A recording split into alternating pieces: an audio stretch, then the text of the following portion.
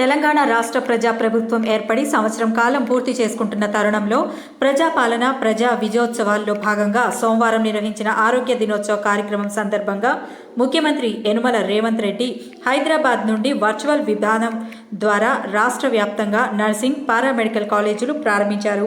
వరంగల్ జిల్లా కలెక్టరేట్ నుండి video conference ద్వారా జిల్లా కలెక్టర్ డాక్టర్ సత్యశారద, అదనపు కలెక్టర్ సంధ్యారాణి, ట్రాన్స్జెండర్లు తదితరులు పాల్గొన్నారు. కాంగ్రెస్ మన కోసం పుట్టలను పుట్టినము సింగిడి సింగిడి పూలల్ల పెరిగినము సింగిడి ఆ చంటివి చావుండి వమ్మ సింగిడి సింగిడి చతుర్భుజాల తల్లి సింగిడి అప్పుల బాధల రైతన్న నీ బాధను చూసింది సూర్యమ్మ. అప్పుల బాధల రైతన్న నీ బాధను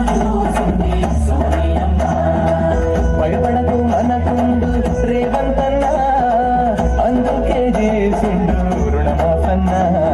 అన్నా నిజం చెప్పినాం అన్నా, ఎక్కడైతే మన భారతీయులను గౌరవిస్తారో అక్కడ దేవుళ్ళు కొలువై ఉంటారన్నా. మన ప్రజామంత్రులంతా కలిసి మహాలక్ష్మి అనే పథకం పెట్టి మనందరికీ ఉచిత బస్ ఇచ్చి